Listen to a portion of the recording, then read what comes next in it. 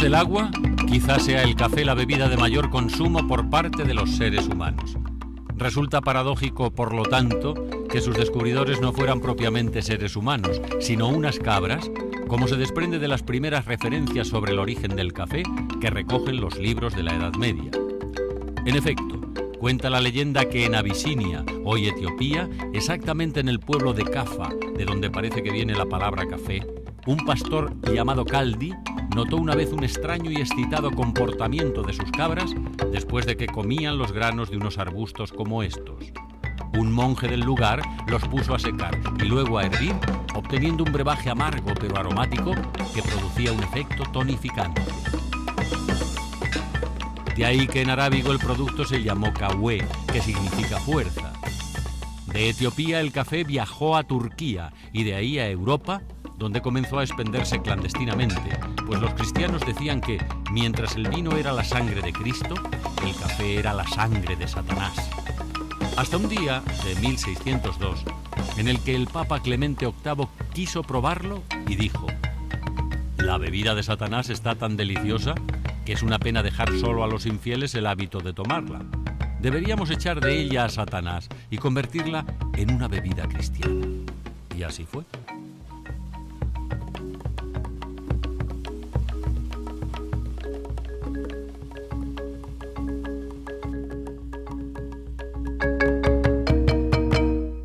Donde se da el mejor café es en los países tropicales, para muchos de los cuales es este el principal producto de exportación, cuyo cultivo, a pesar de todo el progreso tecnológico, requiere de la devoción y el mimo personal. Casi todo el proceso es manual, desde su siembra hasta su recolección, selección y envasado.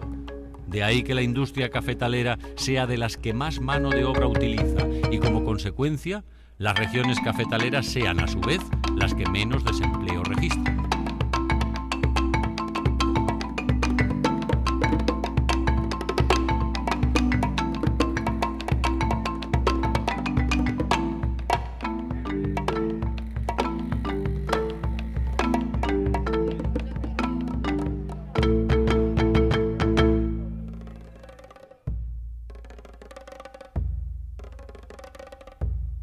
El cultivo ideal del cafeto exige un clima medio, ni frío ni caliente, sin heladas que retrasen su maduración o congelen las plantaciones, ni calores que estropeen el fruto o lo maduren a destiempo.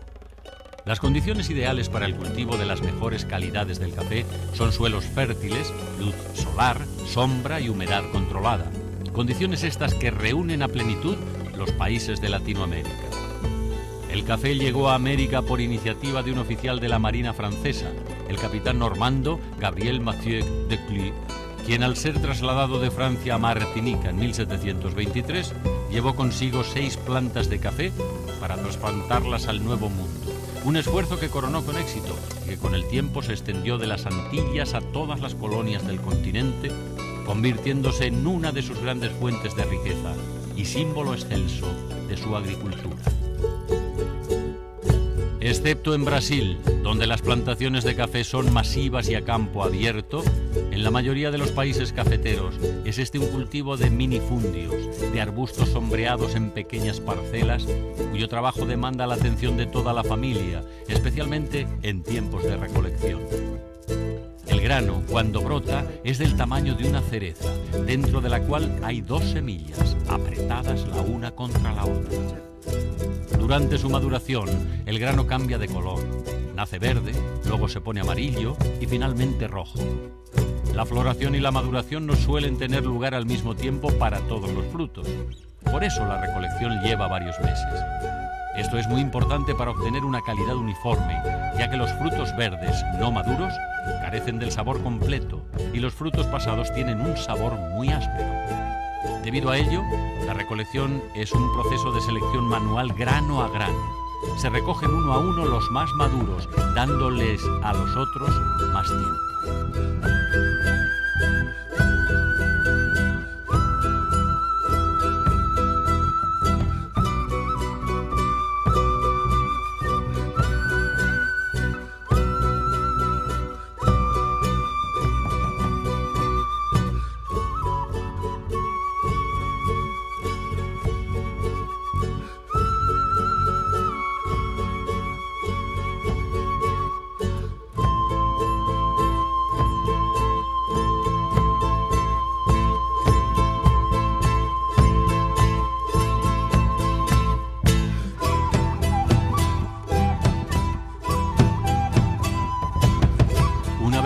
Concluida la recolección de la jornada, el grano se almacena provisionalmente en costales de yute para llevarlo a las fases siguientes del proceso, algo que hace personalmente el agricultor, pues esa carga de costales constituye nada menos que el fruto final de su trabajo a lo largo de la cosecha.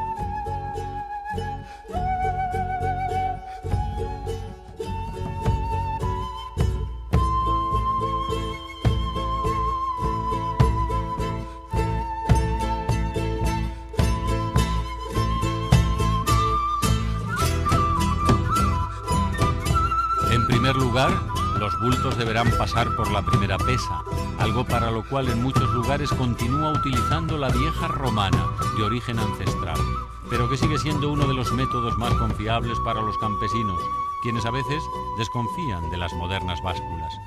Al final de cuentas, es de la exactitud de ese peso que en buena parte dependerá su precio.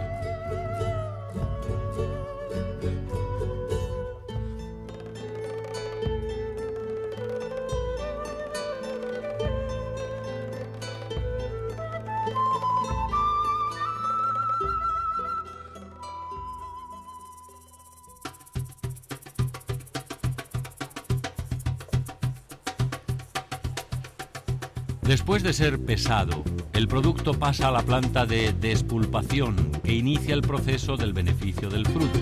Esto se realiza el mismo día de la recolección.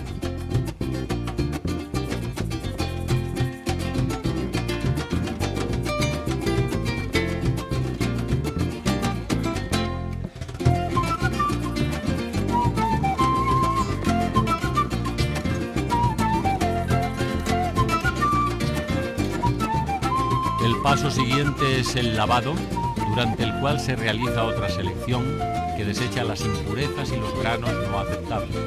Solo el fruto bueno permanece sumergido. El desechable flota sobre el agua.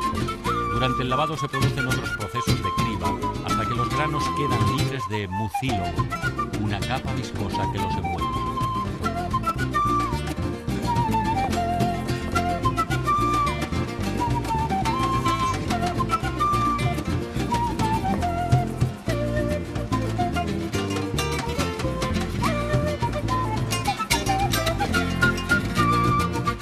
A estas alturas, la cereza del café ha perdido su forma original. Después de la despulpación y del lavado, se han separado las dos semillas que se encontraban dentro de ella y se convierten en los granos del café, tal como los conocemos.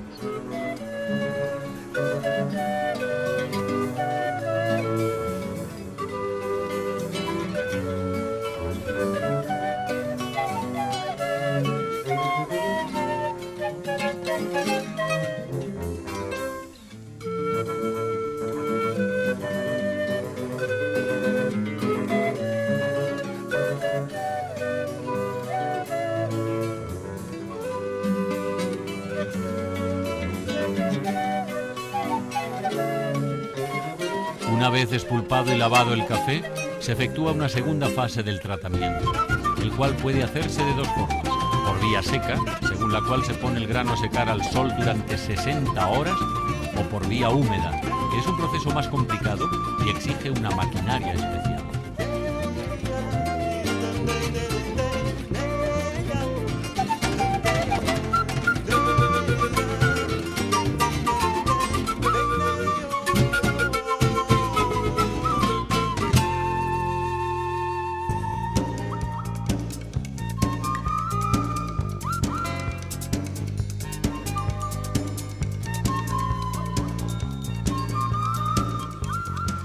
Finalmente, y antes del almacenaje, el café es objeto de una delicada y minuciosa criba, nuevamente un proceso exclusivamente manual donde se selecciona grano por grano a fin de cerrarle el paso a las impurezas. Por eso decimos que el cultivo exige, como una de las condiciones esenciales, devoción y mimo personal. Ninguna criba mecánica puede hacer la selección mejor que estas mujeres, por cuyas manos pasan todos los granos de la cosecha.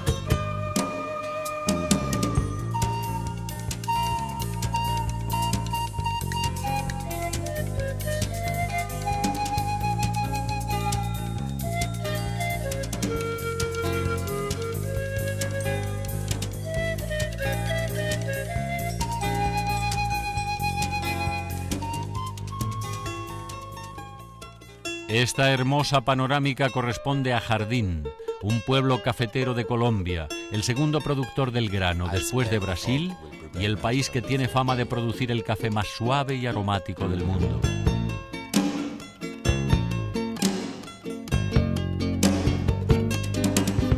A la entrada de Jardín nos recibe una típica escena de estas tierras, las mulas acarreando por estrechos caminos los sacos de café desde las fincas, rumbo a los centros de compra y almacenamiento, iniciando así su peregrinaje hacia los confines del mundo. Jardín es un pueblo típico del mundo cafetero, un valle de clima medio envuelto en todos los matices del color verde, rodeado de colinas cultivadas hasta sus cimas.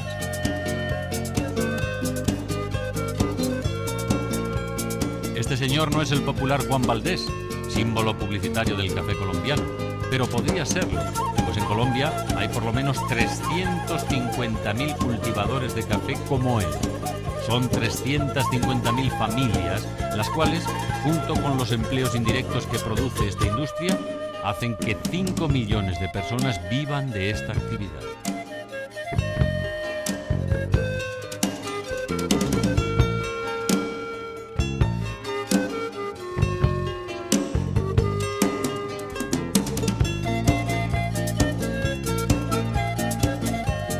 Todo el café que se produce en Colombia lo compra la Federación de Cafeteros, poderosa institución a la que pertenecen todos los cultivadores. Ella es la encargada de defender la industria, coordinar sus políticas, brindar asesoría técnica y almacenar el café, así como comercializarlo. Pero antes de pagarlo, las cargas del grano son sometidas a rigurosos tests con el fin de establecer su calidad y fijar su precio.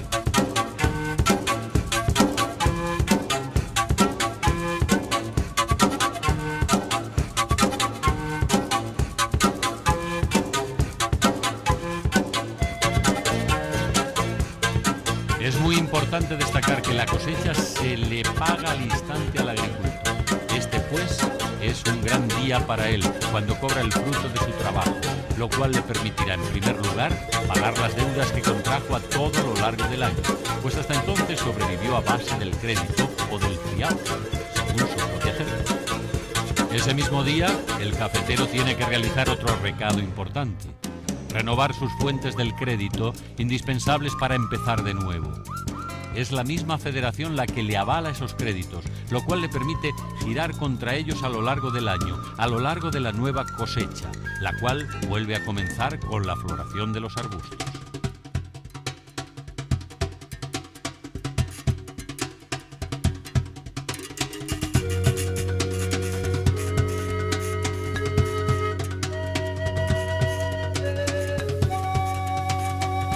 Mientras tanto, en los almacenes comienza un proceso que consiste en vaciar todos los sacos del café comprado para volver a empaquetarlo, pero esta vez en sacos que tienen que pesar exactamente 40 kilos. Una labor para la cual se usa esta tolva y, como siempre, la mano de obra.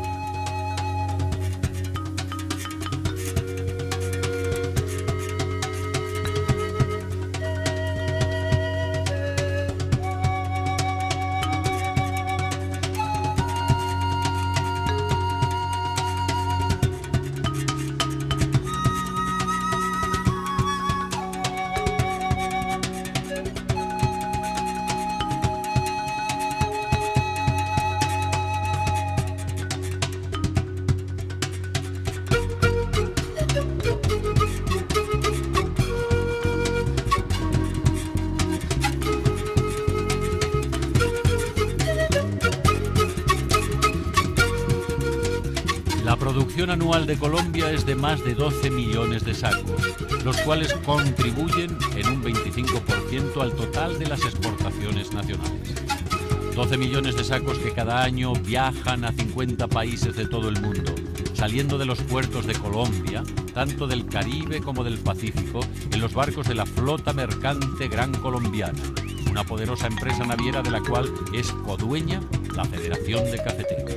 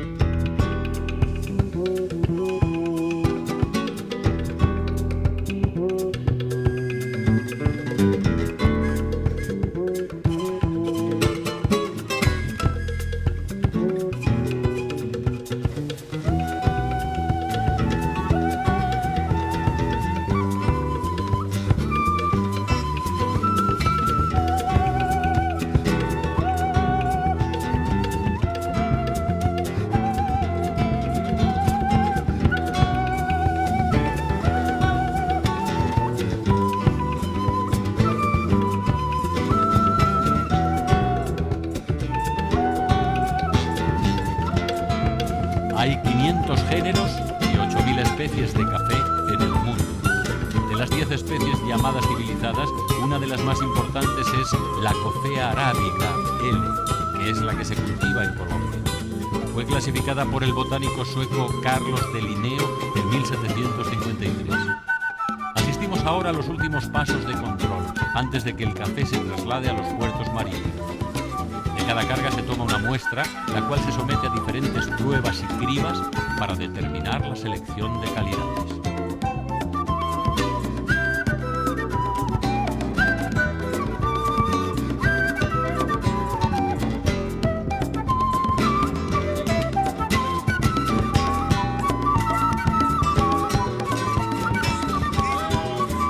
A través de un proceso que se apoya en algunas máquinas, pero que sigue dependiendo casi completamente del tacto, la vista y el olfato humanos, se examina el tamaño del grano, así como su textura, aroma y suavidad.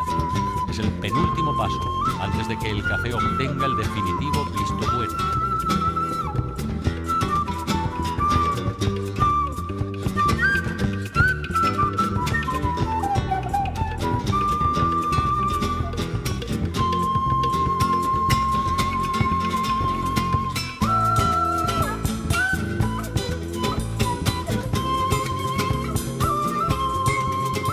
Los expertos consideran que hasta aquí las pruebas son insuficientes.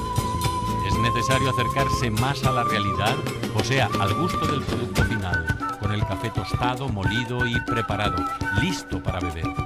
Esa es la función de este departamento.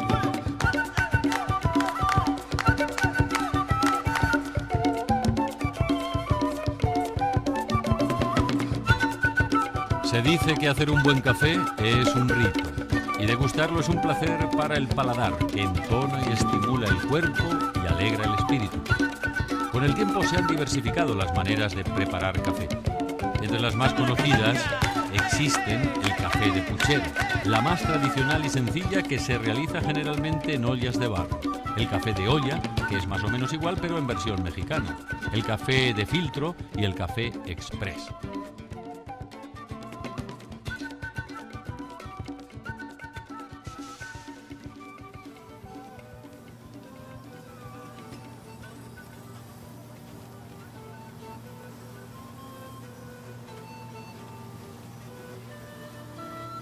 El café de Colombia y de muchos otros países productores se exporta sin tostar, a fin de conservar su suavidad y su aroma.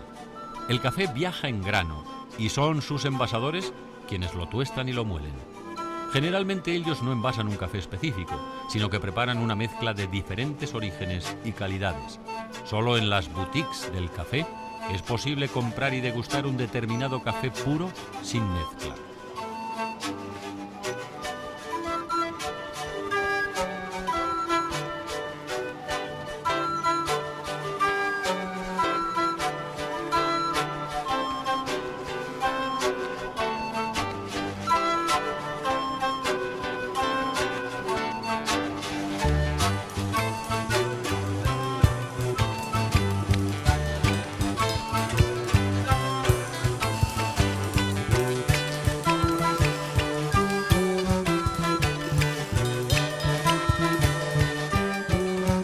El envasado es uno de los requisitos para la conservación de las cualidades naturales del café.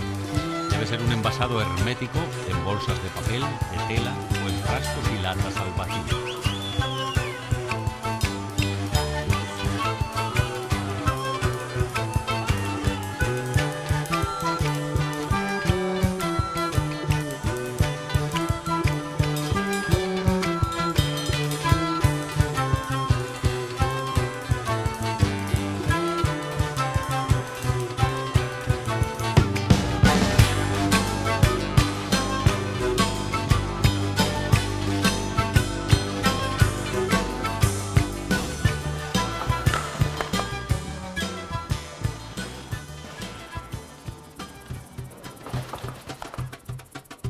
El café, como decíamos al comienzo, es una de las bebidas de mayor consumo en el mundo.